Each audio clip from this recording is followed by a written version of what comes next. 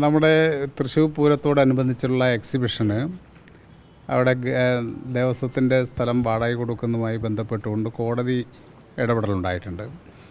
കോടതിയുടെ last verdict വന്നിട്ടില്ല, 4-ാം തീയതിക്ക് മാറ്റിവെച്ചിരിക്കുകയാണ്.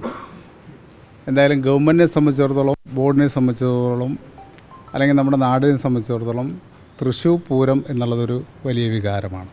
എന്തായാലും ഗവൺമെൻറ്റിന് സാധ്യമായിട്ടുള്ള എല്ലാ കാര്യങ്ങളും ഇക്കാര്യത്തിൽ ചെയ്യും. കോടതി വിധി അന്തിമമാണ്. അപ്പോൾ ആ വിധി വരും എന്നുള്ളത് കണ്ടുകൊണ്ട് തന്നെ എന്തെല്ലാം കാര്യങ്ങൾ ഗവൺമെൻറ്റിന് വേണ്ടി ചെയ്യാൻ കഴിയുമെന്നുള്ള കാര്യവും കോടതിയുടെ ശ്രദ്ധയിൽ കൊണ്ടുവരാൻ വേണ്ടിയുള്ള ശ്രമമുണ്ടാകും. അപ്പോൾ തൃശ്ശൂർ പൂരം എല്ലാ അർത്ഥത്തിലും വിജയിപ്പിക്കും, ഒരു സംശയമില്ല.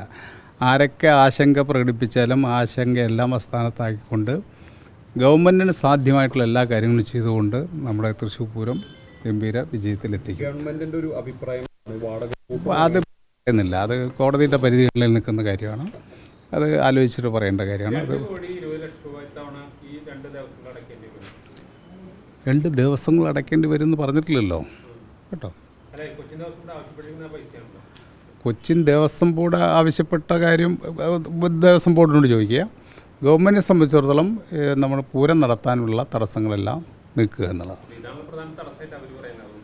അതൊക്കെ അവരുമായിട്ടും ചർച്ച ചെയ്തിട്ടുണ്ട്.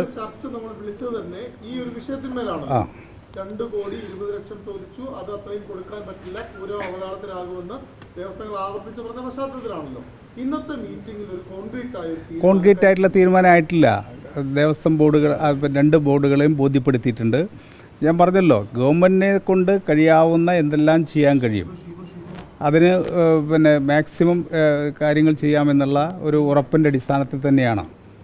അപ്പം അത് മുന്നോട്ട് കൊണ്ടുപോകുക എന്നുള്ളതാണ് ഗവൺമെൻറ് ഉദ്ദേശിക്കുന്നത്. ഈ ഒരു വാടക വിഷയത്തിൽ സർക്കാർ എന്തായിരിക്കും ഹൈക്കോടതിയിൽ പറയുക? അല്ല, അതിപ്പോൾ കോടതിയാണല്ലോ ഇങ്ങോട്ട് പറഞ്ഞിരിക്കുന്നത്.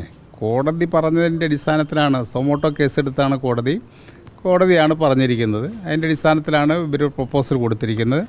ആ പ്രപ്പോസലുമായി ബന്ധപ്പെട്ടുകൊണ്ടുള്ള തർക്കമാണ് ദേവസ്വം ബോർഡും അതുപോലെ തന്നെ നമ്മുടെ പാറമേക്കാവ്, തിരുവമ്പാടി, അതുപോലെ തന്നെ എക്സിബിഷൻ കമ്മിറ്റിയും തമ്മിലുള്ളത്. ആ തർക്കം പരിഹരിക്കാൻ വേണ്ടിയുള്ള ഇടപെടലാണ് ഗവൺമെൻറ് ഭാഗത്തുണ്ടാകുക.